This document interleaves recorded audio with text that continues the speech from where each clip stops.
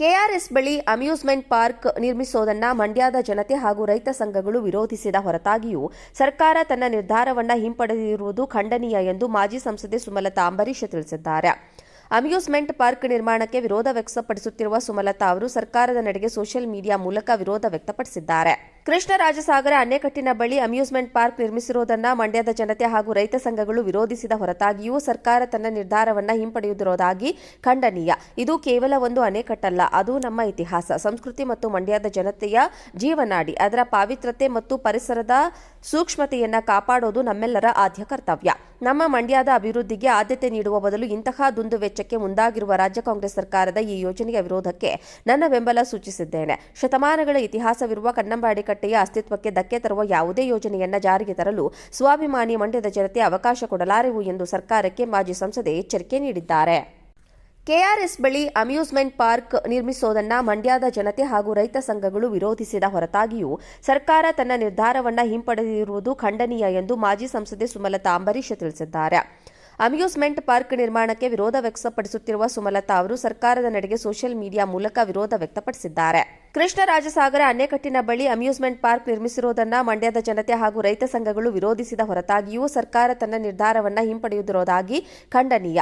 ಇದು ಕೇವಲ ಒಂದು ಅಣೆಕಟ್ಟಲ್ಲ, ಅದು ನಮ್ಮ ಇತಿಹಾಸ, ಸಂಸ್ಕೃತಿ ಮತ್ತು ಮಂಡ್ಯದ ಜನತೆಯ ಜೀವನಾಡಿ. ಅದರ ಪಾವಿತ್ರತೆ ಮತ್ತು ಪರಿಸರದ ಸೂಕ್ಷ್ಮತೆಯನ್ನು ಕಾಪಾಡೋದು ನಮ್ಮೆಲ್ಲರ ಆದ್ಯ ಕರ್ತವ್ಯ.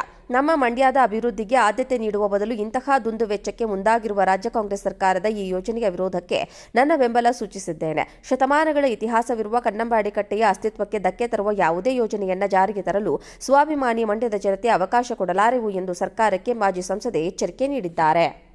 ಕೆಆರ್ಎಸ್ ಬಳಿ ಅಮ್ಯೂಸ್ಮೆಂಟ್ ಪಾರ್ಕ್ ನಿರ್ಮಿಸೋದನ್ನ ಮಂಡ್ಯದ ಜನತೆ ಹಾಗೂ ರೈತ ಸಂಘಗಳು ವಿರೋಧಿಸಿದ ಹೊರತಾಗಿಯೂ ಸರ್ಕಾರ ತನ್ನ ನಿರ್ಧಾರವನ್ನು ಹಿಂಪಡೆದಿರುವುದು ಖಂಡನೀಯ ಎಂದು ಮಾಜಿ ಸಂಸದೆ ಸುಮಲತಾ ಅಂಬರೀಶ್ ತಿಳಿಸಿದ್ದಾರೆ. ಅಮ್ಯೂಸ್ಮೆಂಟ್ ಪಾರ್ಕ್ ನಿರ್ಮಾಣಕ್ಕೆ ವಿರೋಧ ವ್ಯಕ್ತಪಡಿಸುತ್ತಿರುವ ಸುಮಲತಾ ಅವರು ಸರ್ಕಾರದ ನಡೆಗೆ ಸೋಷಿಯಲ್ ಮೀಡಿಯಾ ಮೂಲಕ ವಿರೋಧ ವ್ಯಕ್ತಪಡಿಸಿದ್ದಾರೆ. ಕೃಷ್ಣರಾಜಸಾಗರ ಅಣೆಕಟ್ಟಿನ ಬಳಿ ಅಮ್ಯೂಸ್ಮೆಂಟ್ ಪಾರ್ಕ್ ನಿರ್ಮಿಸಿರುವುದನ್ನು ಮಂಡ್ಯದ ಜನತೆ ಹಾಗೂ ರೈತ ಸಂಘಗಳು ವಿರೋಧಿಸಿದ ಹೊರತಾಗಿಯೂ ಸರ್ಕಾರ ತನ್ನ ನಿರ್ಧಾರವನ್ನು ಹಿಂಪಡೆಯುತ್ತಿರುವುದಾಗಿ ಖಂಡನೀಯ. ಇದು ಕೇವಲ ಒಂದು ಅಣೆಕಟ್ಟಲ್ಲ, ಅದು ನಮ್ಮ ಇತಿಹಾಸ, ಸಂಸ್ಕೃತಿ ಮತ್ತು ಮಂಡ್ಯದ ಜನತೆಯ ಜೀವನಾಡಿ. ಅದರ ಪಾವಿತ್ರತೆ ಮತ್ತು ಪರಿಸರದ ಸೂಕ್ಷ್ಮತೆಯನ್ನು ಕಾಪಾಡೋದು ನಮ್ಮೆಲ್ಲರ ಆದ್ಯ ಕರ್ತವ್ಯ.